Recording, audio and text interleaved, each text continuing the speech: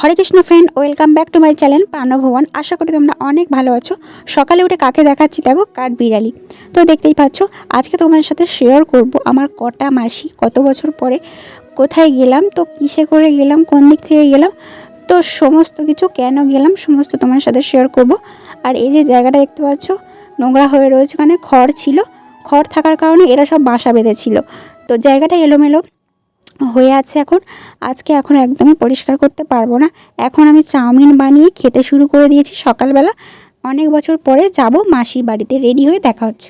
Friends, আমি এখন বেরিয়েছি মাসি বাড়িতে যাওয়ার জন্য, কারণ আজকে তোমাদেরকে আমি দেখাবো যে আমার মায়ের মাকে কেমন দেখতে। মানে আমার মায়ের মাকে তোমরা কখনোই দেখোনি, আর আমার মাকেও দেখোনি, ছবিতেই দেখেছো। আমার মা মারা যাক অনেক দিন পর থেকেই, মানে অনেক বছর পর থেকেই কিন্তু আমি ভিডিও করা শুরু করেছিলাম। আজকে তোমাদেরকে দেখাবো আমার মায়ের মাকে, মানে আমার দিদাকে।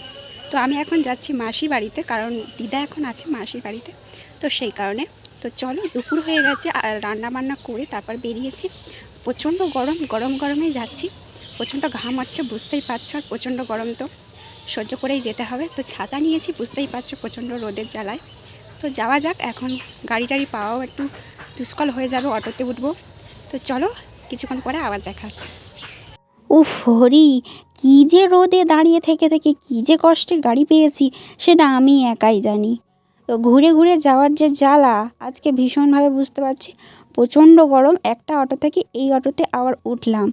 তো আগের অটোতে পাশে যে বসেছিল সব মুসলমান মতো, তো ভীষণ মানে সেন্ট বেরোচ্ছে তাদের গায়ে থেকে। আর দেখতেই পাচ্ছ তোমরা, বাইরেটা দেখলে বুঝতে পারবে প্রচণ্ড রোদ।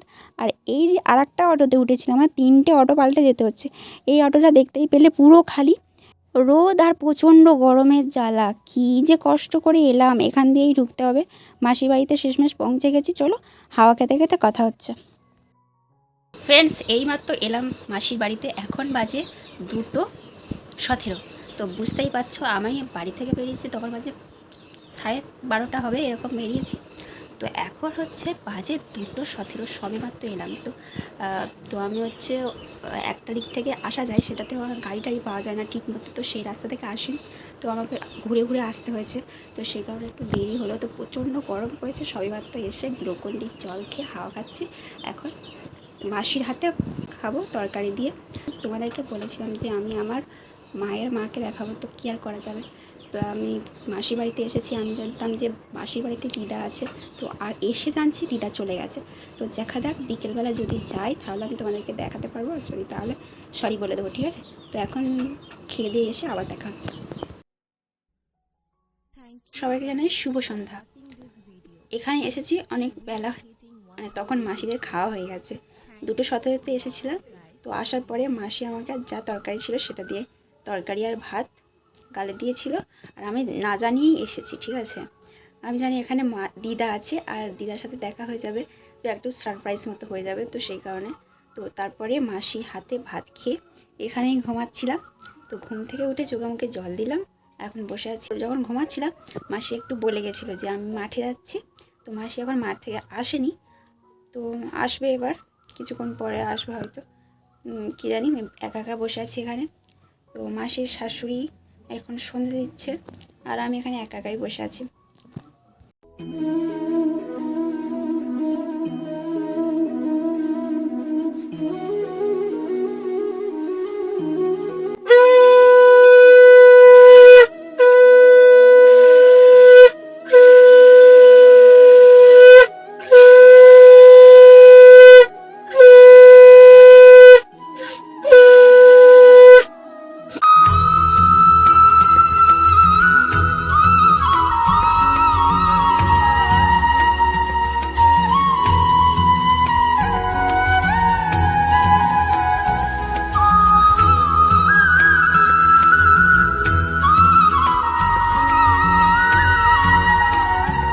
ঠাকমার সন্ধ্যা দেওয়া হয়ে গেছে, এখন মাসি দিয়েছে চা আর এই যে লজেন্স। মাসির 2টো ছেলে, তো এই যে পড়তে বসছে, ফেসটা দেখায়নি। তো চা খেতে খেতেই কথা বলছিলাম। তারপরে রাতে কিছু শেয়ার করিনি, সকালে চা বিস্কুট। আর দেখতেই পাচ্ছ সকালে উঠেই এখন বসে আছি, আর একটু পরেই খাওয়া দাওয়া করবো। ভাই গেছে পরোটা আনতে। এখন তোমাদের সাথে শেয়ার করব আমার মাসি কটা।